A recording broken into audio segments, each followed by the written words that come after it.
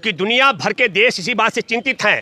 America ने जो प्रतिबंध की बात की आरएसएस पर, उसका कारण भी यही है। ये जो आपने कहा कि योगी जी ने ये कहा है, असल मसला क्या है कि अंध भक्तों को खुश रखने के लिए ये सब प्रक्रिया चल रही है। मैं सबसे बड़ी बात ये कहना चाहता हूँ, जब हमारे यहाँ क्या होता है, वो कांवड़ यात्रा का मामला होता है, तब हजारों किलोमीटर सड़कें जो हैं आरक्षित कर दी जाती है कांवड़ियों के लिए, पैदल चलने के लिए, कई जगह डाइवर्ट कर दिया था रूट को। और जब मुसलमानों ने ईद की नमाज अदा करनी हो तो आप उनको 20 मिनट के लिए नमाज अदा नहीं करने देते हैं। इस खेल को आप भली भांति आपको समझना चाहिए। मैं बधाई देना चाहता हूँ पश्चिम बंगाल के मुसलमानों को, और उन्होंने जो अभियान शुरू किया है वो देश भर में फैल रहा है। ये कहते थे हमारी माँ है, अब मुसलमानों ने कह दिया इसे राष्ट्रीय पशु घोषित कर दो गाय को। अब राष्ट्रीय पशु घोषित करने के बाद आपने देखा कि किस तरीके से पश्चिम बंगाल में इन्होंने कहा कि गौवध नहीं होगा, और जो गौ पालन करते हैं हिंदू वो कह रहे हैं हमारी गाय काटो, हमारी गाय काटो, हम भूखे मर जाएंगे। और मुसलमानों ने कह दिया हम गाय को नहीं काटेंगे, हम गौ हत्या नहीं करेंगे, हम गाय गौ की क्या कहते हैं, गौ कसी नहीं करेंगे। अब आप समझिए जो हथियार ये मुसलमानों के खिलाफ इस्तेमाल करते थे,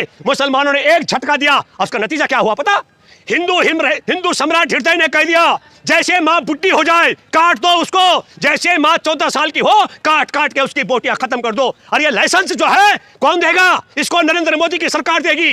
मोहन भागवत का आरएसएस जनसंघ, आरएसएस भाजपा, ये हिंदू परिषद, इनकी जो सरकार है मिली जुली, जो गाय के नाम पर देश पे राज कर रहे थे, उन्होंने ऐलान कर दिया है जैसे माँ बुढ़ी हो जाए उसके काट काट के बोटी कर दो और उसका सर्टिफिकेट हम देंगे। किसके बात का? कि हमारी माँ को काट लो। मतलब कितनी विचित्र बात है। जब वो जवान होगी तो इनकी माँ होगी, और जब बुढ़ी हो जाएगी वो किसी काम की नहीं होगी तो कत्ल खाने में भेज दी जाएगी। ये चरित्र इनका हमको समझना चाहिए, हमको ना आपको समझना चाहिए। मुसलमानों ने बहुत अच्छी बात कर दी, उन्होंने कहा कि गाय को राष्ट्रीय पशु बनाओ। अब जैसे राष्ट्रीय पशु बनाएंगे, एक बात मैं आपके माध्यम से और कहना चाहता हूं, जगह जगह मैं देख रहा हूं ये तो दंगाई हत्यारे जिन्होंने पहलू खान को, जिन्होंने अखलाक और तमाम की हत्याएं की है, उन हत्यारों की बात तय कर रहा हूं। लेकिन आज भारत का युवा मुसलमान सड़कों पर आकर के जो गौ कसी के लिए लेके आते हैं गाड़ियां, हिंदू लोग उनको रुकवा रहे हैं। और अब सबसे बड़ा सवाल है कि नरेंद्र मोदी जब जाएगा अरब कंट्री में, अरब कंट्री वालों ने क्या कहा, ए भैया मोदी, हम तुम्हारे यहां से गाय का मांस तब लेंगे जब उस पर हलाल का ठप्पा लगा होगा। और योगी कहता है हलाल नहीं लिखा जाएगा। तो मैं कहता हूं योगी आदित्यनाथ, नरेंद्र मोदी, तुमने अपनी मां का दूध पिया है और अपने बाप के सच्चे लाल हो, तो अरब में जो जाता है गौ मांस, उस पर ठप्पा मत लगाओ हलाल का। मैं मान जाऊंगा कि तुम बिना ठप्पे का गौ मांस वहां बेच सकते हो, बेच ही नहीं सकते। पूरे अरब ने कह दिया। और आपको बताता हूं दुनिया में नंबर 1 पर पहुंचा दिया है गौ मांस की सप्लाई पर। मामला क्या है? मामला ये था, इनको लगा सिर्फ हिंदू नहीं खाते हैं, मुसलमान गाय खाते हैं। मैं आपको बताना चाहता हूं पूरे नॉर्थ ईस्ट के लोग वहां बड़ी संख्या में गाय खाई जाती है। अब वहां पर पहले बोला वो मिथुन गाय है, फिर वो बोला वहां हेमंता बिश्व शर्मा कहता गाय को घर के अंदर खाया करो। तो चौरा में कौन खाता है? चौरा में न कोई बकरा खाता, ना मुर्गा खाता, ना गाय खाता, ना भैंस खाता है। कहा घर के अंदर खाया करो। वो गरीब आदमी घर के अंदर ही खाता है। तो सवाल है, असम वाला कहता है घर के अंदर खाओ। एक इनका किरण रिजिजू है केंद्रीय मंत्री, उसने साफ कहा मैं गाय खाता हूं। अगर मोहन भागवत, नरेंद्र मोदी सच्चे गौ भक्त है और गौ तुम्हारी मां है, तो जवाब दो कि किरण रिजिजू तुम्हारे केंद्रीय मंत्रालय का सदस्य कैसे है गाय खाने वाला? क्या कहोगे? बात घुमाओ मत। वहाँ कहां पर? कल ईद है, योगी जी ने बोला है इलाज कर देंगे, सड़क पर नमाज पढ़ोगे। देखिए मैं ईद की बधाई देना चाहता हूं। योगी जी ने जो कहा, इसी को तो मैंने कहा गुंडागर्दी है।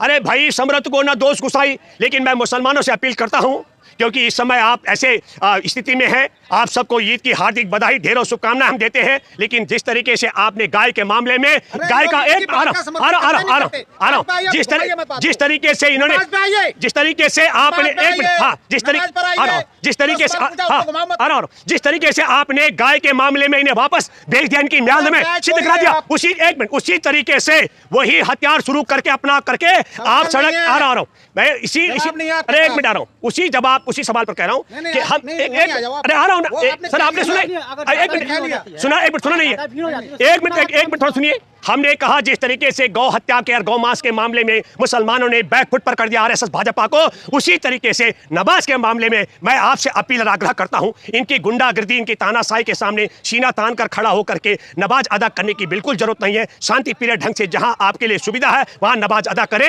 लेकिन दुनिया देखेगी कि यह सरकार हिंदुओं की है कि उत्तर प्रदेश की। योगी आदित्यनाथ ने इस देश के संविधान की कसम खाई है और यह संविधान का सबसे बड़ा उल्लंघन है। एक तरफ एक मिनट नहीं, एक तरफ असहमत, संविधान का अपमान है। ये संविधान का अपमान है। एक तरफ हिंदुओं के लिए आप कावड़ के लिए हजारों किलोमीटर सड़कें आरक्षित करते हैं और दूसरी तरफ कई हफ्तों के लिए और दूसरी तरफ मुसलमानों को सिर्फ 20 मिनट नमाज अदा करने के लिए आप वर्दीधारियों को उतार करके कहते हैं हम तुम्हें राउंड देंगे। ये असंवैधानिक है योगी। और मैं दावे के साथ जो आप कह रहे हैं बार बार, योगी का असंवैधानिक फैसला का समर्थन वो लोग कर सकते हैं जो हमारे देश में संविधान के दुश्मन है, जैसे जो हमारे देश से क्या सड़क पर नमाज पढ़वाने का समर्थन कर रहे हैं आप। हाँ करना एक मिनट क्यों नहीं करना चाहिए? जब सड़क पर कावड़ यात्रा निकल सकती है, जब सड़क पर रामनवमी के जुलूस निकल सकते हैं, जब सड़क पर तमाम यात्राएं हो सकती हो, जब सड़क पर जुलूस निकल सकते हो, जब सड़क पर नंगापन हो सकता है, मस्जिद के आगे चर्चों के आगे बड़े बड़े डीजे बजा करके बदतमीजी की जा सकती हो जुलूस में पुलिस की मौजूदगी में, तो फिर शांति प्रिय ढंग से सड़क पर नमाज अदा इसलिए नहीं हो सकती सिर्फ